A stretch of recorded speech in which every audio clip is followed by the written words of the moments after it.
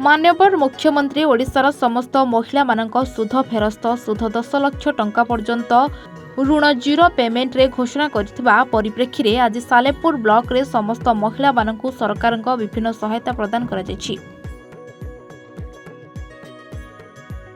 विधायक प्रशांत बेहेरा सह मिशन शक्ति सभापति तृप्तिरेखा परिड़ा समेत ब्लॉक बीडीओ उपस्थित रे एसएचजी महिला मानक ऋण सुध फेरस्त 1000 टंका लेखा यूनिफॉर्म अर्थराशि और एमबीके सीआरपी और प्राणी मित्र मानक पोशाक और मोबाइल बाबद राशि बंटन करा जायछि।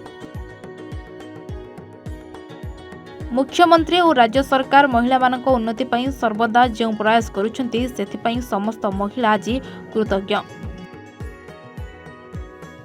आज ओडिशावासी आशा भरोसा प्रत्येक लोकप्रिय मुख्यमंत्री श्री नवीन पट्टनायक करकमल रे आज आम राज्यर समस्त माँ मान को सुध फेरस्त सुध एवं जीरो इंटरेस्ट रे 10 लाख टंका पर्यंत ऋण अर्थ आज मंजूर कले एवं प्रदान करागला। ता सहित आज घोषणा करथिले प्रत्येक एसएचजी माँ मान को यूनिफॉर्म पे 1000 टंका ता मध्य बंटन शुभारंभ मुख्यमंत्री कले। आज सालेपुर ब्लॉक रे माँ मान को एसएचजी माँ मान को आज 8,88,987 टंकार 51 ग्रुप को सुध छाड़ घोषणा करागला।